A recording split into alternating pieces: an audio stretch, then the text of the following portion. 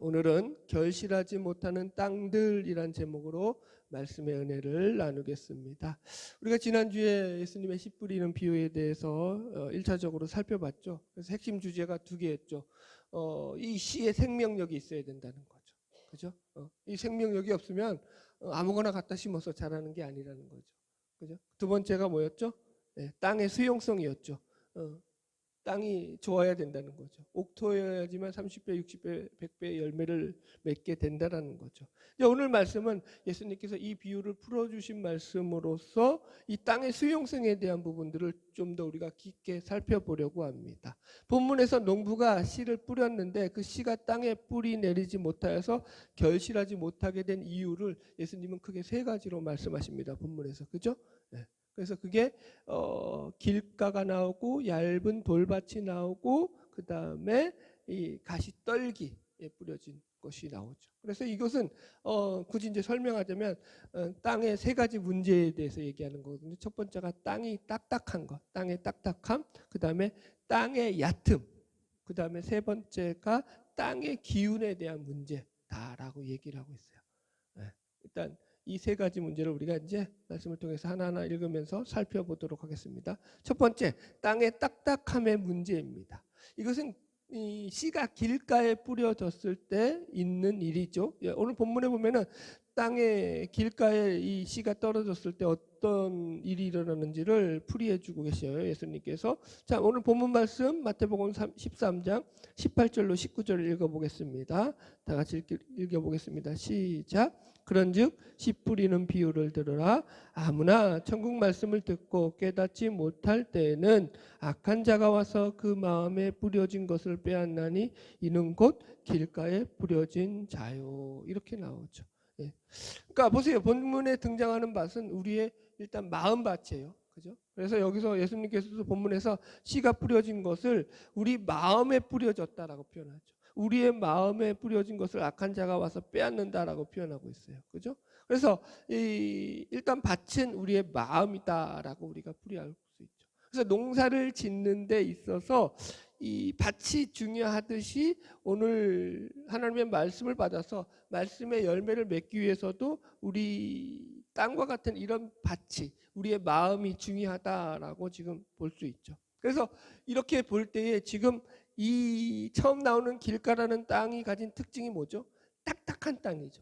길가는 그냥 이 농사를 짓는 밭하고 틀리죠. 왜냐하면 사람들이 늘 지나다니는 발로 밟고 다니고 지나다니는 밭, 길이 길가죠. 사람들이 밟고 지나다 보니까 그 땅은 어떻게 됐어요? 딱딱하게 굳어져 있죠. 씨가 떨어져도 들어가질 않죠.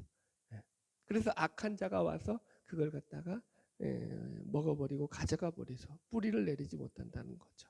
그래서 이 길가 비유는 우리 인간의 그 딱딱한 마음, 완악한 마음, 굳어진 마음이라고 우리가 말할 수 있죠. 우리가 마음이 굳어지면 말씀이 수용이 안 되는 거죠. 그래서 여러분들 오늘 말씀을 들을 때도 일단 마음을 좀 부드럽게 해주시기 바랍니다. 부탁을 드립니다. 마음을 좀 부드럽게 가지세요. 마음을 좀 내가 말씀을 좀 여유를 가지세요. 얼마나 빡빡한 인생을 사셨겠습니까만 환경 속에서 오늘 마음을 좀 풀고 하나님의 말씀이 은혜가 누리는 시간이 되기를 축복합니다. 그래서 실제로도 예수님께서 말씀을 전하실 때 그 당시에 바리새인들과 서기관 율법학자 같은 자들은 예수님의 말씀을 듣기는 듣지만 전혀 그 말씀을 받아들이지 않거든요. 여러분들 예를 들어 보겠습니다. 오늘 본문에서 제자들이 이렇게 질문을 해요. 왜 예수님 비유로 말씀하십니까? 라고요. 자, 우리 본문 10절 말씀 읽어볼까요? 시작. 제자들이 예수께 나와 이르되 어찌하여 그들에게 비유로 말씀하시나이까. 그죠? 예수님이 왜 비유로 말씀하시냐고 물으니까 예수님이 이렇게 대답하셔요. 11절 12절 시작. 대답하여 이르시되 천국의 비밀을 아는 것이 너희에게는 허락되었으나 그들에게는 아니 되었나니 무릇 있는 자는 받아 넉넉하게 되되 없는 자는 그것도 빼앗기리라. 보세요.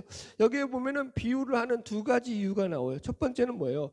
너희에게는 천국의 비밀을 아는 것이 허락되었기 때문에 내가 비유로 얘기한다라는 거예요. 그러니까 비유가 가진 특징이 뭐냐면 좀 더 쉽게 설명하기 위해서 쓰는 어떤 그 메타포라고 해요. 은유죠.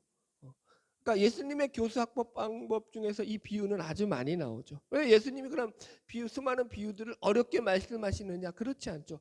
아주 쉽게 말씀하시죠. 전부 다 일상생활에서 일어나는 어떤 농경 사회에서 일어나는 농사에 관한 비유라든가, 그죠? 결혼식 비유라든가, 뭐 이런 비유들이잖아요. 잔치집 비유라든가. 다 흔히 우리가 일상에서 경험하는 일들을 가지고 예수님이 비유를 말씀하셔요. 그래서 누구나 조금만 관심을 기울이면 그 내용을 쉽게 이해할 수 있는 거죠.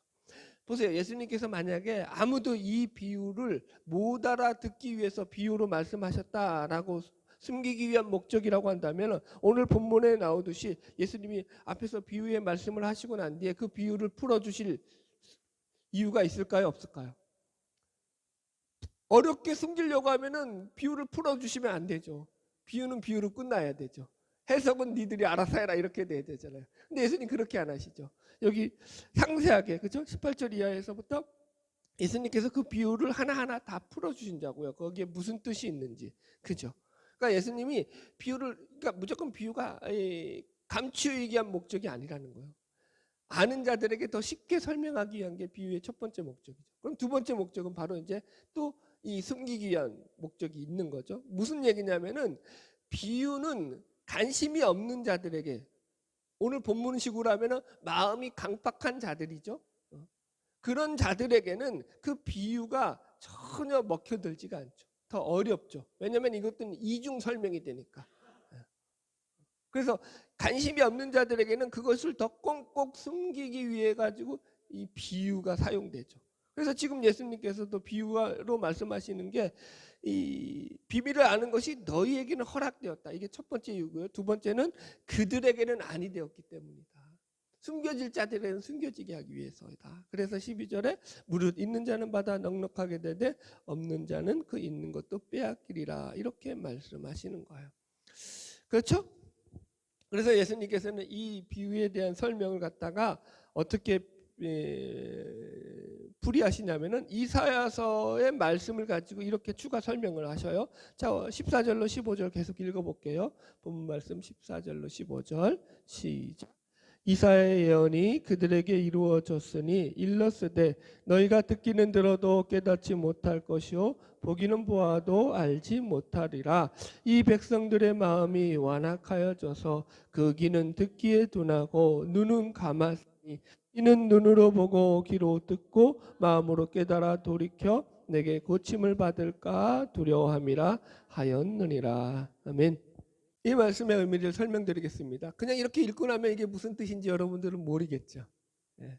이제 설명을 좀 드리겠어요. 이 말씀은 예수님께서 이사야 6장에 나오는 하나님의 말씀을 인용하신 거예요. 그럼 이사야 6장의 배경이 뭐냐면 하나님께서 이사야를 선지자로 부르시는 그 이사야를 부르는 그 장면 가운데서 하시는 말씀이 본문의 말씀이에요. 자, 좀 더 설명드리겠습니다. 이사야 시대는 아주 그 시대가 정말로 타락한 시대였습니다. 백성들의 타락이 극에 달했던 시대였습니다. 그래서 하나님께서 이 타락한 시대에 내가 누구를 보낼꼬 하면서 근심하고 계실 때 이사야가 그렇죠. 주여 내가 여기 있나이다. 나를 보내소서 이러죠. 아주 담대하죠. 여튼간에. 그러면서 이제 그 사명을 맡게 되죠. 그럴 때 이제 이사야가 하나님 앞에 부름을 받고 나서 하나님께서 그들에게 이제 하시는 말, 이 이사야 선지자에게 하시는 말씀이 이 본문의 말씀이라는 거예요. 보세요. 뭐라고 선포하라고 하냐면은 다시 보시면 보세요. 너희가 듣기는 들어도 깨닫지 못할 것이요 보기는 보아도 알지 못하리라. 왜 그러냐? 너희의 마음이 완악해졌기 때문이다 라는 메시지를 너가 나가서 선포하라라는 거예요. 이사야 선지자에게. 여러분, 자, 이게 여러분 이제 정신을 집중하시고 머리를 돌리셔야 돼요. 내가 너희들에게 하나님의 말씀을 선포한다 라고 이제 선포해요. 그런데 그래도 너희들은 안 들을 것이다 라고 이것까지 말을 하라는 거예요. 그럼 보세요. 이사야가 이렇게 말하는 것을 백성들이 듣는다는 소리예요? 안 듣는다는 소리예요? 안 듣는다는 소리, 잘 따라오셨어요. 안 듣는다는 거죠. 자, 이사야는 하나님의 말씀을 선포했는데 그 소리를 사람들이 안 들어요. 그러면 이사야 선지자의 그 사명은 성공한 거예요? 실패한 거예요? 실패한 거예요. 왜요? 사람들이 들어야죠. 근데 그 말씀을 안 듣는다고요. 안 들으면 성공이에요? 실패예요? 자, 보세요. 저도 똑같죠. 제가 여러분들에게 열심히 말씀을 전하는데 여러분들이 말씀을 안 들어요. 그러면 제가 성공한 거예요? 실패한 거예요? 실패한 거죠. 그래서 제가 노력하고 있잖아요. 그죠? 그거거든요. 자, 이게 그런데 하나님이 이사야 선지자에게 사명을 맡기면서 주시는 메시지예요. 독특하죠. 무슨 말이냐? 잘 들으세요. 이사야, 너는 이제 나의 사람으로 부름을 받아서 선지자로서의 사역을 감당할 텐데 너가 나가서 행하는 사역은 실패할 거야. 앞으로 실패할 거야.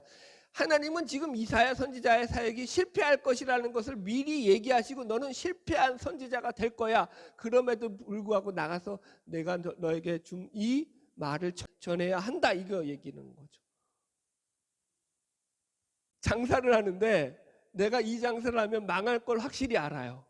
이 장사는 이렇게 해가지고 반드시 망할 거야. 그래서 이거 100% 망한다. 다 망한다 그러고 자기가 생각해도 망하고 뭘 어떻게 봐도 이거는 망하는 장사예요. 그러면 할까요? 안 할까요? 안 하죠. 이게 우리들이죠. 그런데 성경은 뭐라고요? 100% 너는 실패할 거야. 하나님이 말씀하셨더니 분명히 실패란 말이에요. 그런데 그 실패를 가서 전하라는 거죠. 이게 지금 이 본문이 가지고 있는 매력이라고요. 여러분 실패하기 위해서 나가서 전하는 사람 있어요? 실패하기 위해서 장사하는 사람 있어요? 망하기 위해서 장사하는 사람 있어요? 지금 하나님이 그러신 거죠. 자, 그럼 보세요. 다시 질문해 볼게요. 왜 실패할 것을 뻔히 아시면서 하나님께서 이사야 선지자를 굳이 내보내시느냐라는 거죠. 여러분, 실패할 걸 뻔히 아는데 왜 장사를 하게 하느냐라는 거죠. 그 망해가지고 너 폭삭 망해가지고 더 망해서 넌 거지가 되라. 그런 목적으로 지금 장사시키는 거예요, 하나님이. 여러분, 하나님께서 사실은 이것이야말로 우리 주 예수 그리스도를 이 땅 가운데 보내신 목적이죠. 예수님은 이 땅에 왜 오셨죠? 실패하시기 위해서 오셨죠. 죽기 위해서 오셨죠. 목숨을 내주시기 위해서 오셨죠. 오신 목적 자체가 뭐죠? 비참함이죠. 죽음 아니에요, 죽음. 여러분, 그럼 이런 모든 일들이 왜 일어나느냐라는 거예요, 궁극적으로. 이유는 딱 하나죠. 하나님이 우리를 사랑하시기 때문이라는 거죠. 사랑 때문이죠. 여러분들. 그러니까 지금 정리하자면 예수님께서도 왜 이런 비유를 계속 드시는가 하면은 하나님의 말씀을 받아들이지 않는 그 사람들의 완악한 마음을 바꾸시기 위해서. 그러니까 이런 거죠. 너희들을 완악하니까 내가 너희들을 책망하노라. 너희들을 심판할 거야. 너희들을 다 죽여버릴 거야. 라는 목적으로 이 말씀이 주어지는 게 아니라는 거야. 이해하시겠죠? 지금 초림 예수님의 말씀이거든요. 재림 예수님은 심판주로 오시죠. 초림 예수님은 구원자로 오셨죠. 우리를 구원하러 오신 거라고요. 구원하시기 위해서 이 말씀을 하시죠. 이해가셨으면 아멘. 이제 아멘 하셔야 되는 거예요. 아멘의 타이밍. 여러분, 지금 이거예요. 여러분. 여러분, 그래서 씨가 길가에 뿌려졌다는 것은요, 다시 본론으로 들어가서 깨닫지 못하는 거죠. 마음이 완악해가지고 그 말씀을 전혀 받아들이지 않는 거죠. 그럴 때는 어떤 일이 일어나냐면은 악한 자, 곧 마귀가 와서 그 마음에 뿌려진 말씀의 씨를 빼앗아가 버린다고 해요. 자, 여기 마태복음에서는 악한 자라고 와서 그 마음에 뿌려진 것을 빼앗는다고 나오는데요. 동일한 본문을 나타내는 마가복음에서는요, 그 악한 자를 마귀라고 표현하고 있어요. 사탄이라고 표현하고 있어요. 읽어드릴게요. 마가복음 4장 15절이에요. 말씀이 길가에 뿌려졌다는 것은 이들을 가리킴이니 곧 말씀을 들었을 때에 사탄이 즉시 와서 그들에게 뿌려진 말씀을 빼앗는 것이요. 이해하셨죠? 누가 빼앗는다고요? 사탄이 빼앗는다고요. 그래서 이찬수 목사님은 마음밭이 굳어져 버리면 그 밭은 사탄의 놀이터가 되어버리고 만다, 이렇게 말씀을 하시죠. 여러분. 그래서 여러분, 제가 아까도 얘기했잖아요. 마음을 부드럽게 해주세요. 말씀을 들을 때는 저와 사이가 좋으셔야 돼요, 여러분들. 왜요? 그래야지 말씀이 들어오죠. 참 신기하죠? 그냥 말씀만 들으면 우리가 들릴 것 같은데 그렇지가 않죠. 말씀을 전하는 그 메신저와의 관계성도 말씀을 듣는데 큰 역할을 차지하죠. 여러분들이 저와 감정이 안 좋아요. 저한테 삐져 있어요. 제가 무슨 말을 해도 여러분들은 안 들을 겁니다. 그죠? 그래서 여러분들, 그러니까 저도 마찬가지죠. 하나님의 말씀을 전하기 위해서 늘 이 화목하는 것을 갖다가 놓치지 않으려고 하죠. 여러분들과 좋은 관계를 맺으려고 노력을 하고요. 그 본질적인 게 뭐라고요? 하나님의 말씀이 그 마음밭에, 우리 마음밭에 심겨져야 하기 때문입니다. 할렐루야. 자, 김진도 계속 나갈까요? 마태복음 13장 20절, 두 번째 이제 돌밭에 떨어진 내용이죠. 이건 마음의 얕음의 문제라고 제가 처음에 말씀드렸죠. 다 같이 읽어봅시다. 마태복음 13장 20절 시작. 돌밭에 뿌려졌다는 것은 말씀을 듣고 즉시 기쁨으로 받되, 21절도 읽을까요? 시작. 그 속에 뿌리가 없어 잠시 견디다가 말씀으로 말미암아 환난이나 박해가 일어날 때에는 곧 넘어지는 자요. 팔레스타인은요, 그 땅 지형 자체가 돌이 많은 지형이라고 합니다. 그래서 예수님의 비유 가운데서도 이런 비유가 있어요. 쟁기를 잡고 뒤를 돌아보는 자는 하나님 나라에 합당치 아니하니라라는 말씀을 예수님께서 하신 적이 있죠.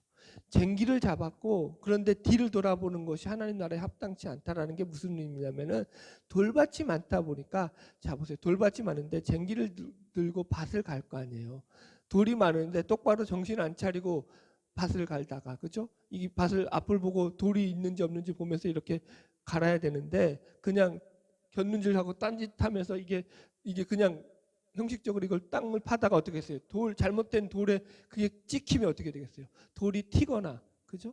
돌이 어떻게 되면 또 그게 크게 부딪혀가지고 자기가 상처를 입을 수 있고 해를 입을 수 있다는 거죠.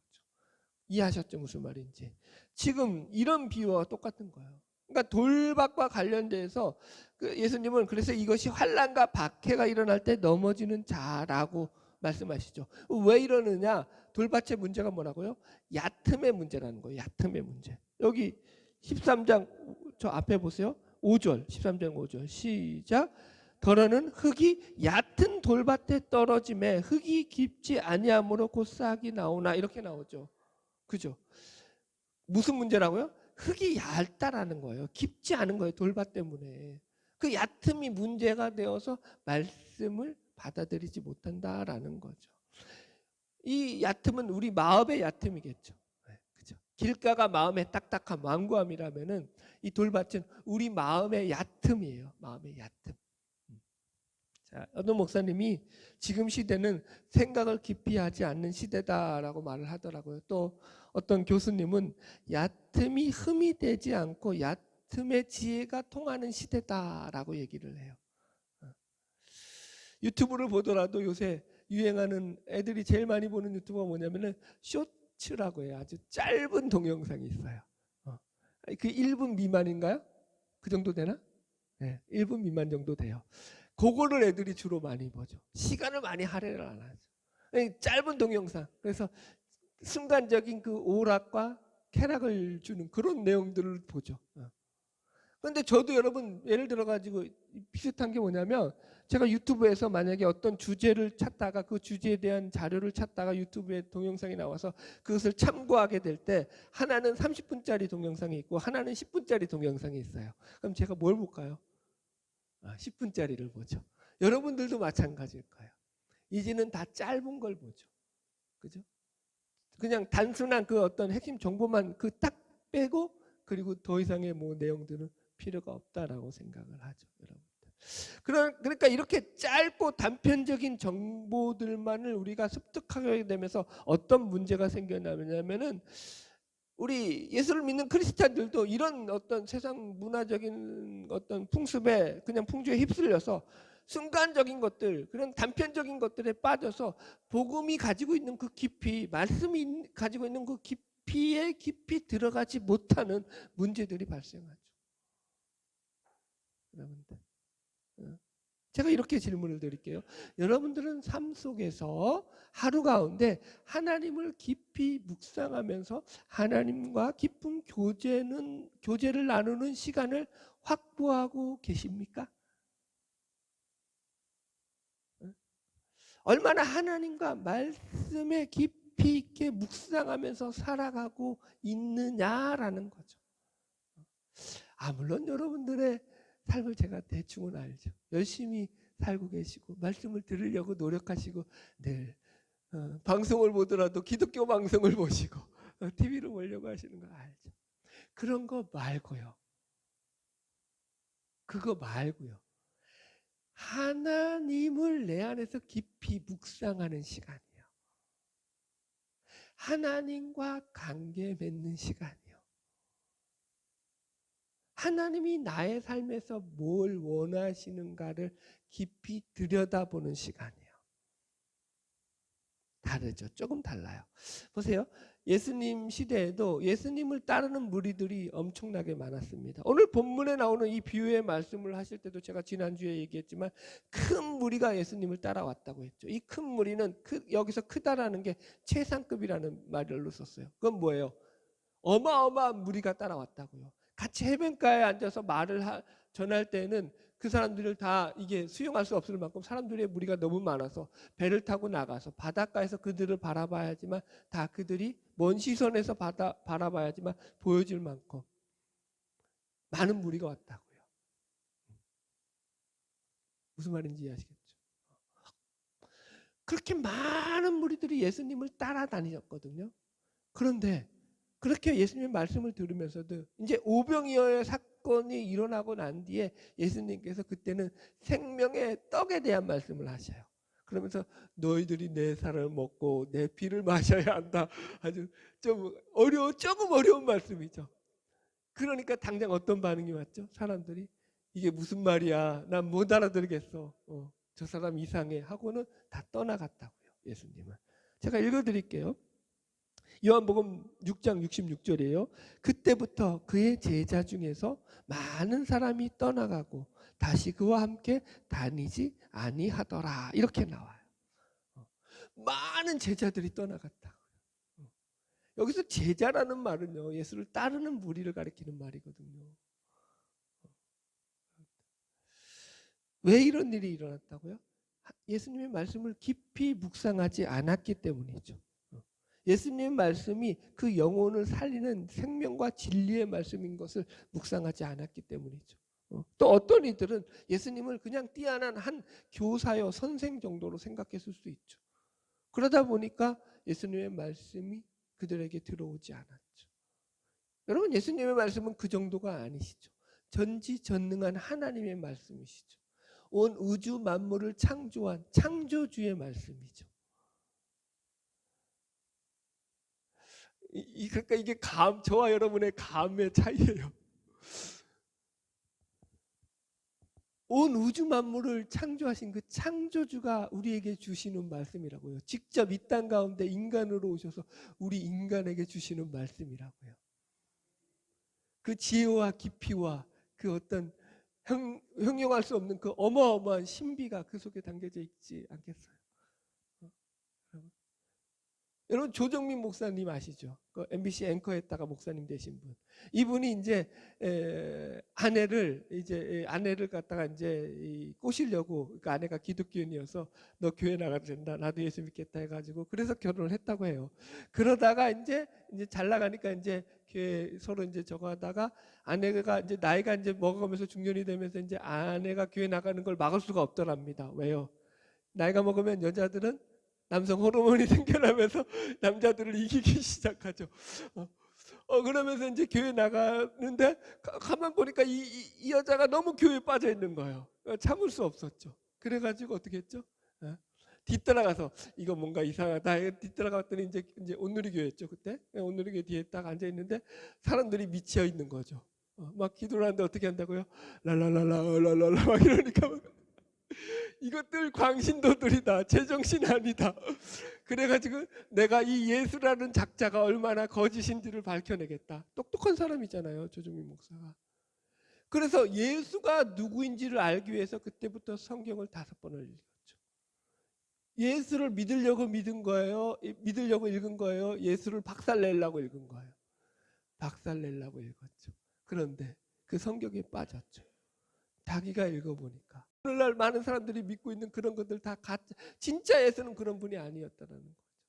진짜 전능하신 창조주요 전능하신 하나님이었다는 거죠.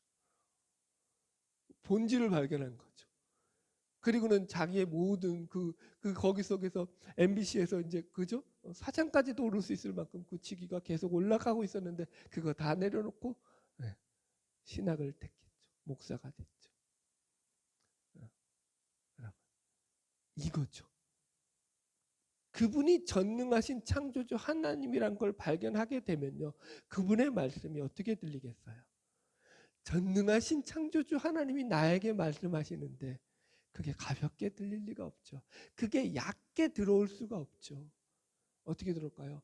심령 깊이 들어오죠. 할렐루야. 자, 이제 세 번째 밭에 대한 내용이에요. 가시떨기의 문제입니다. 이 가시떨기의 문제는 세 번째로 땅의 기운의 문제라고 나옵니다. 다 읽어볼까요? 마태복음 13장 22절 말씀 시작. 가시떨기에 뿌려졌다는 것은 말씀을 들으나 세상의 염려와 재물의 유혹에 말씀이 막혀 결실하지 못하는 자요. 이렇게 나와요. 그러니까 세 번째 부류가 조금 복잡하긴 한데 여기서 보면은 본문을 보면은 말씀을 들으나라고 할 때 이 듣다라는 표현은 원어적으로 보면은 그냥 한 번 듣고 마는 것이 아니에요. 그러니까 여러 번 듣는 것을 말해요. 반복적으로 듣는 것을 말해요. 이해하셨죠? 그러니까 말씀을 반복적으로 들었다는 것은 어느 정도 말씀을 통해서 자기가 말씀에 대한 인식을 가지고 있다라는 거죠. 이해하셨죠? 그러나 다시 돌아보면은 말씀을 듣기는 그렇게 들으면서도 자신의 삶으로 돌아가게 되면은 여전히 자신의 삶 속에서는 삶의 주인이 하나님이 아니라 자기 자신인 거죠. 그러니까 말씀이 자기 삶 속에서 녹아내리지 못하는 거예요. 현실이 녹록하지 않으니까 현실에 있는 그런 문제들이죠. 여기는 뭐가 나오죠? 예? 세상의 염려와 재물의 유혹의 말씀이 막힌다는 거죠. 그래서 그게 결실하지 못한다라는 거예요. 그러니까 말씀의 기세가 강하지 않으니까 자기 안에서 염려나 욕망들로 인해서 그 마음이 꺾여 버리더라는 거예요. 하나님의 말씀이 현실의 벽에 부딪혀서 말씀과 삶 속에 괴리감을 느끼게 되더라는 거죠. 그러다 보니까 말씀대로 서지 못하고 그렇게 흔들리게 되는 거죠. 아, 목사님이 저거 내 얘기 하시는 것 같은데 다들 느끼죠. 자, 세 번째, 그래서 이 가시떨기의 문제를 예수님은 땅의 기운의 문제라고 얘기해요. 땅의 기운.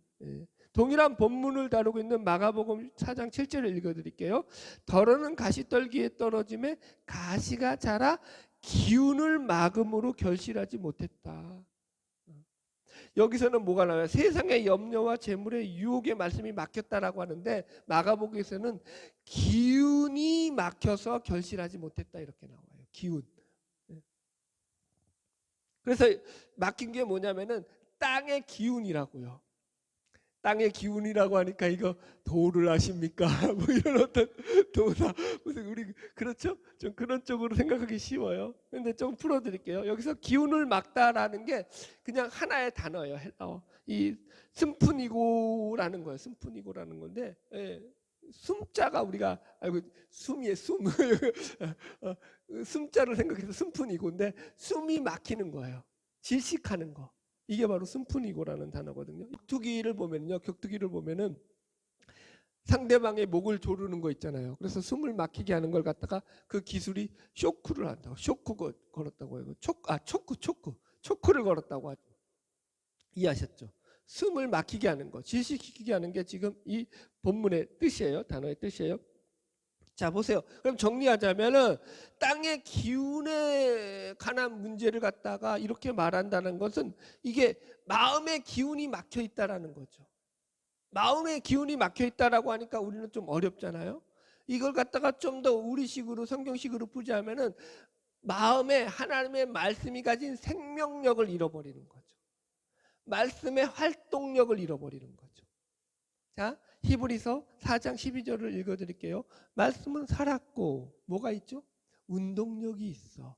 말씀은 살았고, 다시 말하면 말씀은 생명력이 있고 운동력이 있어. 운동력이 있어. 좌우의 날이선 어떤 것보다도 예리하여 혼과 영과 및 관절과 고수를 찔러 쪼개기까지 하며, 이렇게 나오죠. 이해하셨죠? 말씀에는 뭐가 있는 거예요? 생명력과 운동력이 있는 거죠. 그런데 그게 막히는 거죠. 우리도 마찬가지죠. 우리가 살아갈 때에 여러분, 우리 육체도 그렇잖아요. 기운이 빠졌다라고 하잖아요. 기운이 빠지면 어떻게 되죠? 힘을 못 쓰죠. 물건을 드는 것도 힘들죠. 그죠? 영혼의 기운을 얘기한다는 거죠. 우리 말씀의 기운이 있다라는 거예요. 이거 도를 아십니까? 아니에요. 또 그렇게 생각하지 마요. 무슨 뭡니까? 우주의 기운을 받아야 된다 이런 거 아니에요. 말씀의 생명력과 말씀의 활동력이 우리 속에서 막혀져 있다라는 거예요, 여러분들. 그래서 이런 문제들이 발생하는 가장 큰 원인을 지금 예수님께서는 마음의 염려와 욕심이 문제다라고 진단을 하시는 거예요. 다시 22절 보세요. 가시떨기에 뿌려졌다는 것은 말씀을 들으나 세상의 염려와 재물의 유혹에 말씀이 막혀 결실하지 못하는 자요. 이렇게 나와요. 그러니까 말씀을 들을 때는 은혜로 와요. 은혜를 받았죠. 근데 집에 돌아가고 나면 여전히 집에서 있는 어떤 내 현실적인 문제 때문에, 그죠? 염려 때문에, 혹은 이제 어떤 욕심으로 인한 것들 때문에 말씀을 수용을 못하는 거죠. 잘 들으셔야 돼요. 제가 성경에 이런 예들이 또 나와요. 제가 여러 가지 예가 있지만 하나만 예 들어드릴게요. 사도행전에 나오는 아나니아와 삽비라에 대한 이야기죠. 아나니아와 삽비라는요, 바나바가 자신의 집을 팔아갖고 밭을 팔아가지고 교회 사도들의 발 앞에 놓음으로 초대교회에 많은 가난한 자들에게 그것을 나눠줌으로 말미암아서 교회가 아주 큰 유익을 얻었죠. 그러면서 이제 이 바나바의 인기가 올라가고 명성이 올라가게 되니까 아나니아와 삽비라가 그게 부러웠죠. 그래서 어떻게 했다고요? 자신들도 자신들의 땅을 팔았죠. 밭을 팔았죠. 그래가지고는 사도들의 발 앞에 놓았죠. 그런데 문제는 일부를 숨겼다는 거예요. 일부를 숨기는 것도 좋죠. 그러면 제가 이 밭을 판 값의 일부를 가져왔습니다 라고 얘기하면 돼요. 제가 먹고 살아야 되니까 한 10%만 떼고 90%씩이나 가져왔습니다 이래도 돼요. 우리는 못해요. 우리는 이거 뭐 우리 수준보다 훨씬 높은 신앙이에요, 사실은. 그죠? 여러분들 아나니아와 삽비라를 비난하면 안 돼요. 여러분, 우리는 그 택도 없는, 우리는 그 훨씬 못 미친잖아요. 뭘 왜 이런, 자기의 재산을 다 팔아가지고 이만큼 바쳤는데 그걸 왜 비난해요, 그들을? 비난하지 마세요. 그런데 문제는 뭐였다고요? 자기는 다 바친 척하면서, 그죠? 자기는 다 드린 척하면서 일부를 떼놨다고요. 그리고 나서 이 둘이 즉사하죠. 죽고 말죠. 베드로는 그걸 뭘로 해석하냐면 너희들이 성령을 속였다라는 것으로서 그들의 죽음을 갖다가 말씀하고 있죠. 여러분들, 뭐가 문제였죠? 뭐가 문제였죠? 여기 문제가 아주 많죠. 늘 얘기하죠. 죄가 가장 큰 특징이 뭐라고요? 자기 중심성이라죠. 죄는 하나님과의 분리죠. 자기 중심성. 보세요. 여러분, 바쳐도 되고 안 바쳐도 되는 일이에요. 그죠? 왜 바치고 싶었다고요?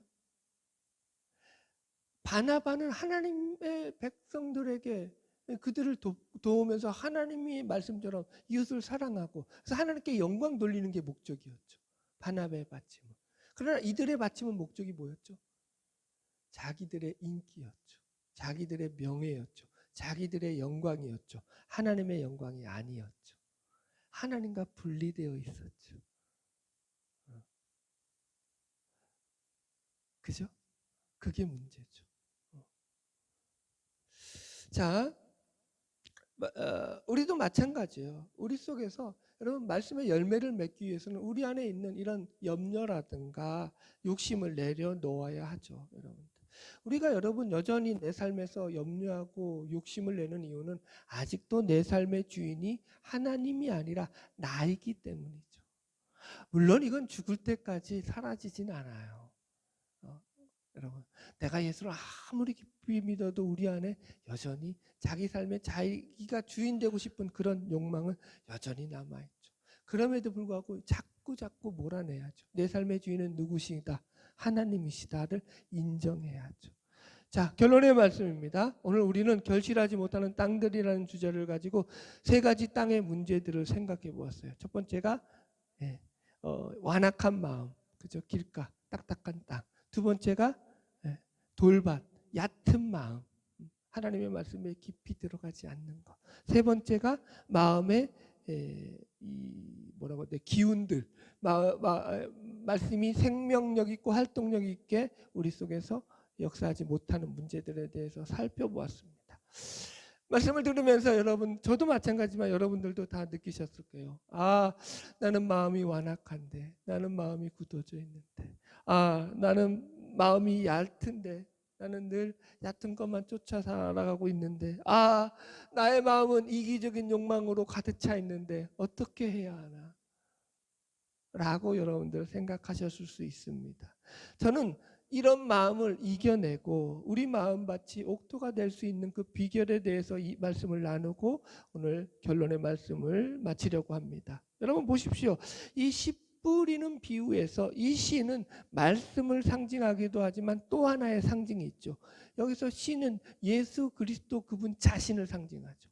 예수님을. 그죠? 왜냐하면 예수님은 항상 성경에서 본인이 말씀이다라고 우리에게 알려주셨거든요. 요한복음 1장 1절. 태초에 말씀이 계시니라. 이 말씀이 하나님과 함께 계셨으니 곧 이 말씀이 하나님이라. 예수님 자신이죠.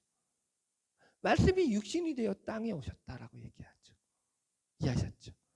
말씀은 곧 누구라고요? 예수님이죠. 이 씨는 고래서 곧 예수님이시죠, 여러분. 그래서 여러분 지금 여기 본문에서 말씀을 대하는 사람들의 태도는 곧 예수님을 대하는 사람들의 태도와도 동일하죠. 예수님을 보면서 사람들은 그 말씀을 들으면서도 완악한 마음을 품고서 그를 적대시했죠. 또 어떤 사람들은 예수님을 따라다니는, 심지어 그의 제자들이라고 하면서 그를 따라다녔지만은 예수님의 말씀을 듣고 이해가 안 될 땐 떠나버렸죠. 그죠? 그리고는 십자가에 달리실 때는 다 예수님을 버리고 도망쳐 버렸죠. 그죠? 네. 또 어떤 이들은요, 자신들의 이기적인 욕심과 자기들의 어떤 지위와 명예 때문에 예수님을, 그죠? 모른 척했죠.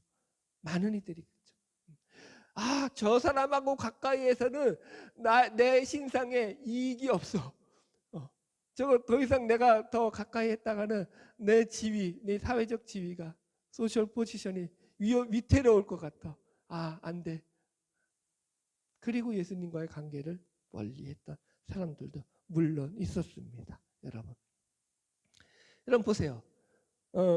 예수님은 그런 사람들에게 어떻게 대하셨죠? 제가 만약에 예수님이라면 어떻게 했을까요? 니들 다 이리 와, 죽었어. 제가 늘 얘기하잖아요. 십자가에 달려 예수님이 죽으실 때 예수님을 조롱했던 자들이 있죠. 제가 예수님이라면 어떻게 했을까요? 십자가에서 잠깐 내려왔죠. 네. 죽을 때 죽더라도 니들은 내가 가만 안 두겠다. 이 작것들아. 내려와서 그것들 반 죽여놓고 다시 올라가서 십자가에 달려 죽었을 거예요. 예수님은 그렇게 안 하시죠. 그분이 당하시는 멸시와 모욕과 천대를 다 받으시죠. 사실은 예수님이 그걸 받기 위해 오셨죠. 그래서 죽으시러 오신 거잖아요. 실패하러 오셨잖아요. 누구 때문에? 우리 때문에, 우리를 위해서, 우리를 사랑해서. 그게 복음이죠. 우리는 그걸 믿어서 구원을 받은 거죠. 우리가 잘해서 구원을 받은 게 아니죠, 여러분.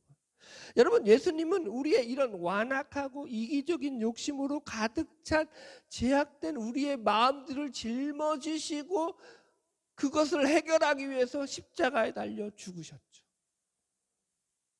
그러므로 우리의 죄가 그분에게 전가됨으로 우리는 자유케 되는 거죠. 이게 복음이죠. 여러분, 제 삶을 비유로 간증하고 말씀을 정리하도록 하겠습니다. 여러분, 저만 그런 게 아니라 여러분들은 더 하시겠죠. 저는 목사인데도 그런데 저는 늘 30년 넘게 말씀을 묵상하고 살죠. 늘 성경을 제 옆에 끼고 살죠.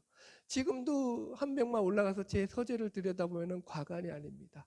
책들이 한 수십 권이 제 그 서재, 그러니까 책상 위부터 제 뒷자리까지 주석하고 막 찾아보느라고 자료들이 널려져 있죠.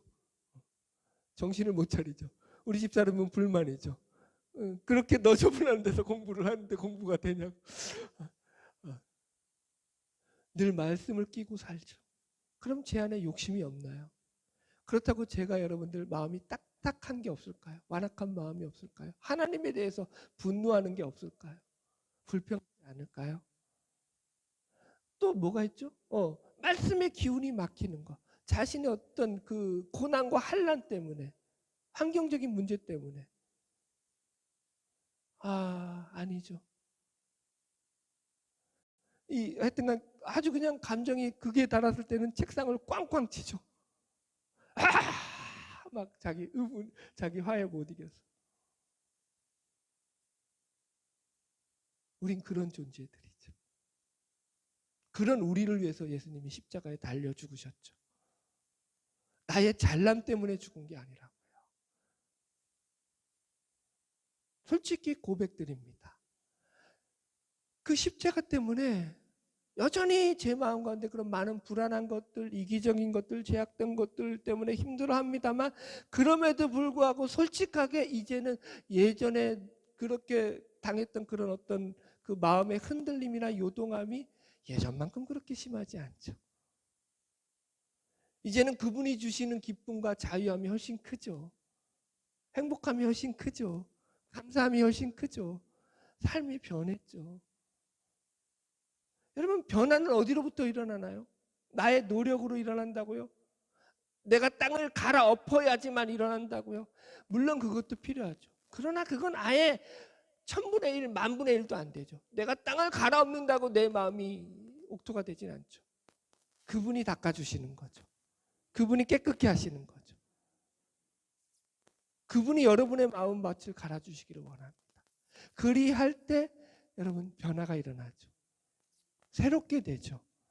사람을 보는 것이 바뀌죠.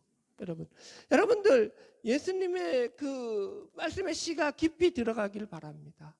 마음속에 깊이 새겨지기를 바랍니다. 그러면 어떤 종류의 두려움이든 혐오스러운 자아상이든 중독이든 소외감이든 내가 어떤 일을 당했든 내 내면이 얼마나 엉망이든지 간에 그것과 상관없이 그분이 나를 일으키시죠. 그게 복음이죠. 그걸 경험하셔야 되죠. 내가 일어나서 내가 승리한 거 말고 그분이 나를 일으켜서 나를 세우신 걸 경험하시라고요. 그분이 내 안에 들어와서 나를 회복하신 걸 경험하시라고요. 그게 복음이죠. 그래야지 살아나죠. 그 삶이 진정한 삶이죠. 복음은 여러분들을 변화시킵니다. 할렐루야. 찬양하시겠습니다.